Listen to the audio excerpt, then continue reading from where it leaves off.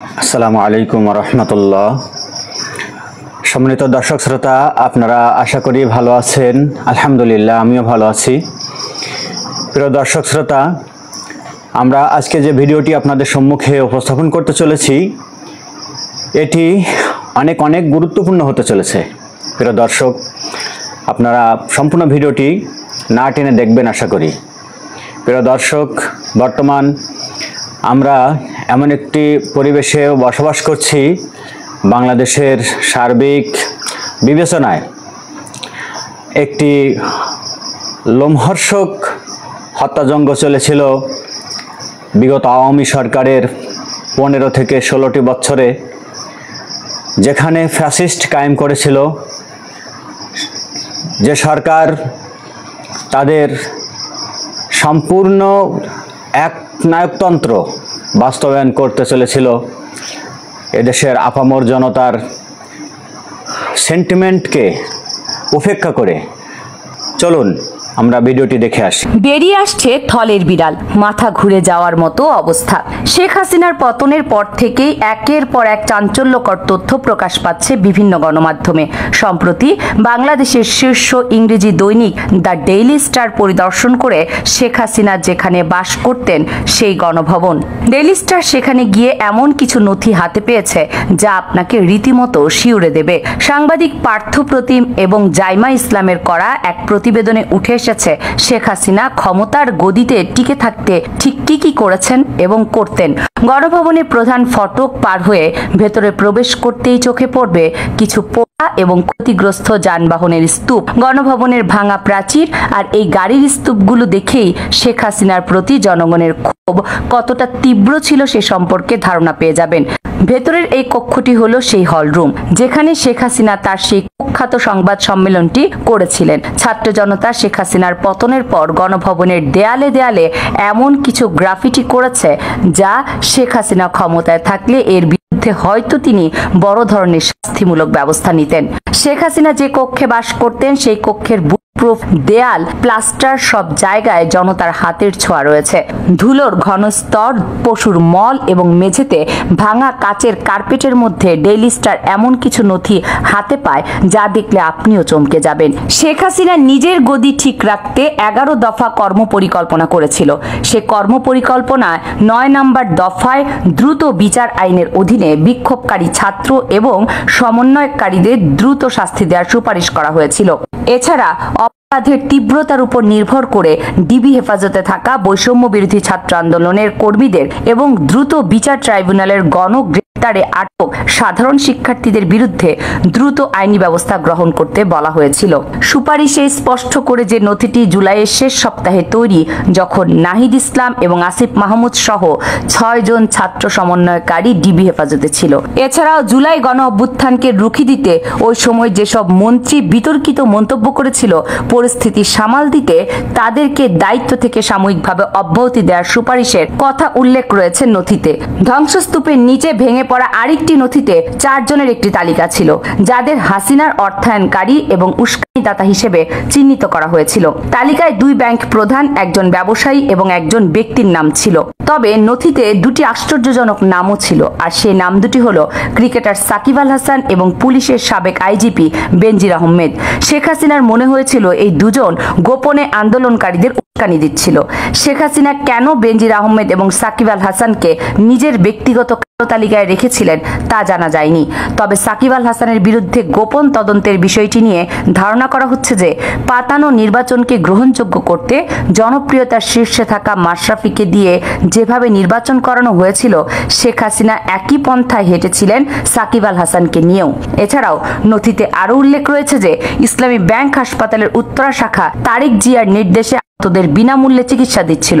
এছাড়াও daily star এমন একটি নথি সেখানে হাতে পায় যেখানে উল্লেখ ছিল করোনার সময় শেখ হাসিনা 2 বার আক্রান্ত হয়েছিলেন। তাছাড়া গণ অভ্যুত্থানের সময় প্রবাসীদের রেমিটেন্স না পাঠিয়ে হুন্ডির মাধ্যমে যেভাবে টাকা পাঠাচ্ছিল, সেই হুন্ডির নেটওয়ার্কগুলোর বিরুদ্ধে ব্যবস্থা নেওয়ার সুপারিশ করা হয়েছিল সামাজিক যোগাযোগ মাধ্যমের উপর কঠোর নজরদারি করতে। এছাড়াও শেখ হাসিনা সমাজের প্রভাবশালী ব্যক্তিদের ফোন ট্যাগ করে তাদের গতিবিধি এবং চালচলনের উপর তার এই শোবার ঘর থেকেই নজর রাখতেন। ডেইলি স্টার বলছে, গণভবনে ছড়িয়ে ছিটিয়ে থাকা বিভিন্ন নথিপত্র সাক্ষ্য দেয় যে রাষ্ট্রযন্ত্র ব্যবহার করে শেখ হাসিনার রাষ্ট্রীয় সংস্থা, বেসরকারি সংস্থা, সাংস্কৃতিক কর্মী, সাধারণ নাগরিক, এমনকি নিজের দলের লোককেও তাদের বড় আপা নিয়মিতই পর্যবেক্ষণে রাখতেন। কামরুন নাহার, রাখি, কেএনআর মিডিয়া। সাবেক বিদ্যুৎ মন্ত্রী নসরুল হামিদের বাড়িতে অভিযান চালানো হয়েছে গতকালকে। কি পাওয়া গেছে সেটা আপনারা একটু কল্পনা করে দেখুন তো। তার বাড়িতে পাওয়া গেছে বিপুল পরিমাণ টাকা, ডলার, ভারতীয় মুদ্রা, স্বর্ণ, গয়না, একই সাথে দুটি বোল্ট বুঝেন, বাংলায় বলে সিন্দুক। বড় বড় দুটি সিন্দুক পাওয়া গেছে, তাও হাই সিকিউরিটি। এগুলো বিভিন্ন যে লক দেওয়া হয়, নাম্বার লক, এই নাম্বার লক সমৃদ্ধ কিছু বোল্ট পাওয়া গেছে। এই সমস্ত বোল্টে পাওয়া যাবে বিপুল পরিমাণ অর্থ। ধারণা করা হচ্ছে এই সমস্ত বোল্টে হয় স্বর্ণ আর নতুবা ডলার, কারণ এত হাই সিকিউরিটি বোল্টে তিনি কি রাখতে পারেন। তবে যমুনা টেলিভিশনের বরাত দিয়ে যতটুকু জানা গেছে, একটি বোল্ট খোলা হয়েছে, সেখানে ডলার পাওয়া গেছে। এবার যে ডলারের সংকট, আওয়ামী লীগ কোন দিকে মুখ দেখাবে? একটু লজ্জা করে না যারা আওয়ামী লীগ করেন, যারা আওয়ামী লীগের সমর্থক? একটু লজ্জা করে না আপনাদের? লজ্জা করলে অন্তত ভিডিওটি শেয়ার করেন যে না, আসলে আমরা কাদেরকে সমর্থন করতাম।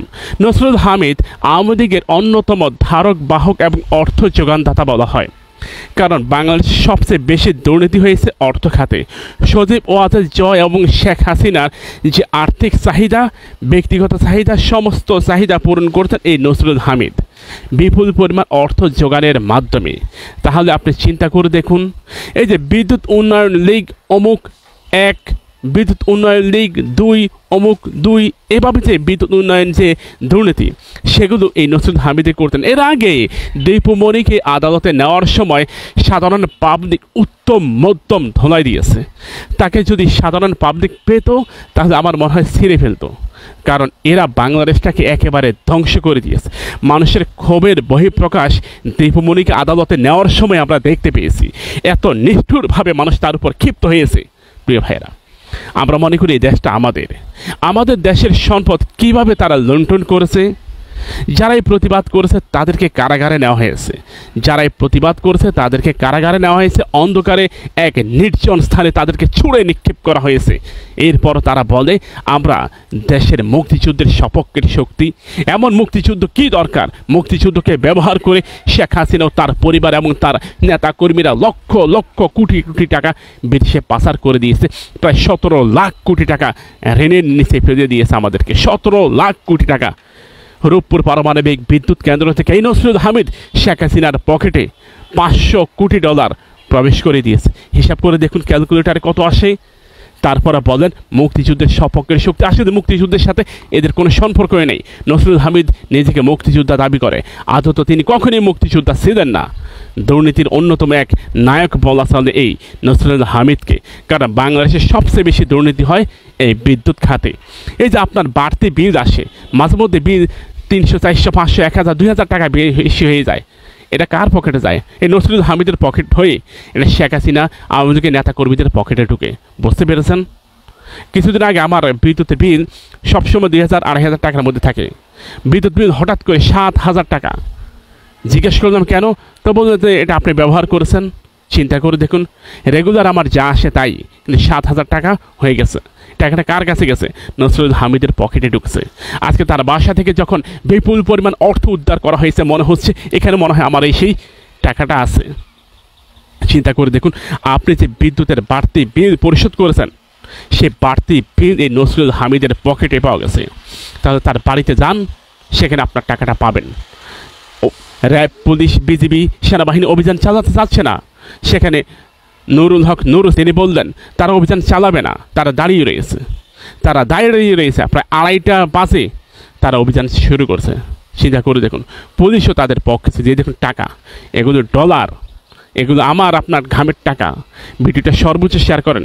যারা আওয়ামী লীগ করে তাদেরকে ন্যূনতম এতটুকু জানিয়ে দেন যে নসরুল হামিদের পকেটে আমাদের টাকা আছে, তার ঘরে আমাদের টাকা পাওয়া গেছে, দেখেন বস্তায় বস্তায় টাকা। এগুলো তাদের যারা গরিব মেহনতি মানুষ, রিক্সা চালকের টাকা। শেখ হাসিনা তারপর বলে সে সৎ। আমরা ঠিক এরকম আওয়ামী লীগই চেয়েছিলাম, যে আওয়ামী লীগ রিফিউজি হয়ে পথে পথে মরবে। শেখ হাসিনার কবরটাও ঠিক মীর জাফরের কবরের পাশে মুর্শিদাবাদ জাফরগঞ্জেই হোক, সেটাই চাই। দেবদাস চক্রবর্তীর ভাতিজার নাম বিধান মল্লিক হবে, এটাই স্বাভাবিক। বরং এতদিন এই শেখ পরিবার বাংলাদেশে মুসলিম সেজেছিল, যা আমরা বুঝতে পারিনি। এটাই ছিল বড় ভুল। শেখ হাসিনার চাচাতো ভাই শেখ সালাউদ্দিন ওরফে শেখ জুয়েল এখন বিধান মল্লিক। ভারতের আধার কার্ডে তিনি বনে গেছেন বিধান মল্লিক হিসাবে। তার বাবার নাম শেখ আবু নাসের হলেও নতুন পরিচয়ে বাবা এখন মুদীন্দ্রনাথ মল্লিক। নতুন পরিচয়ে চষে বেড়াচ্ছেন ভারতের এপাশ থেকে ওপাশ।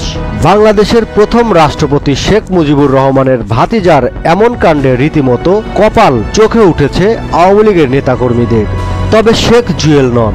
একাধিক সূত্র জানিয়েছে, দেশের অন্যতম প্রভাবশালী শেখ পরিবারের অনেক সদস্যই বর্তমানে ভারতের আধার কার্ড গ্রহণ করেছেন।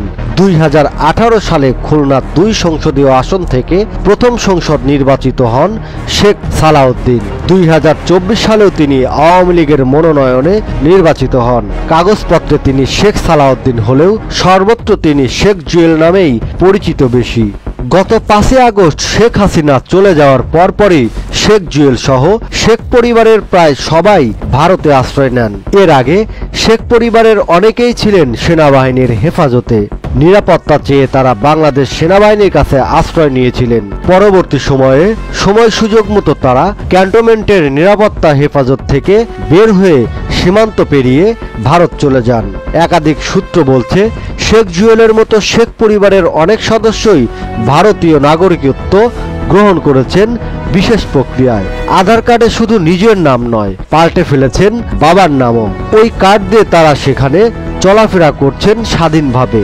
আশ্রয় নেওয়া অনেককেই আবার ট্রাভেল কার্ডও দেওয়া হয়েছে। সেই কার্ড ব্যবহার করে তারা বিশ্বের বিভিন্ন দেশ ভ্রমণ করতে পারছেন। তবে শেখ জুয়েল কলকাতাতেই বেশিরভাগ সময় কাটাচ্ছেন। তার বড় ভাই শেখ হেলাল, শেখ সোহেল ও ছোট ভাই শেখ রুবেলও পশ্চিমবঙ্গের কলকাতাতেই অবস্থান করছেন। শেখ জুয়েলের আধার কার্ড ঘেঁটে দেখা যায়, তাতে শেখ সালাউদ্দিন জুয়েল নাম পাল্টে হয়েছেন বিধান মল্লিক। বাবার নাম মুদীন্দ্রনাথ মল্লিক। জন্ম তারিখ 1 জানুয়ারি 1959। প্রিয় দর্শক শ্রোতা, ভিডিওগুলো আপনারা দেখলেন। ভিডিওর মাধ্যমে আমরা আপনাদের সম্মুখে যে সংবাদগুলো উপস্থাপন করলাম আপনাদের কাছে ভালো লেগেছে আশা করি। প্রিয় দর্শক, ভালো লাগলে আমাদের ভিডিওটি লাইক করবেন, সকলকে দেখার জন্য শেয়ার করবেন। আশা করি আপনারা বর্তমান প্রেক্ষাপটে সকলে সচেতনতার সাথে পর্যবেক্ষণ করছেন। আমাদের ভিডিওর মাধ্যমে যেগুলো জানলেন, যদি কোনো কিছু অসঙ্গতিপূর্ণ থেকে থাকে তাহলে আমাদের কমেন্টে জানিয়ে দেবেন।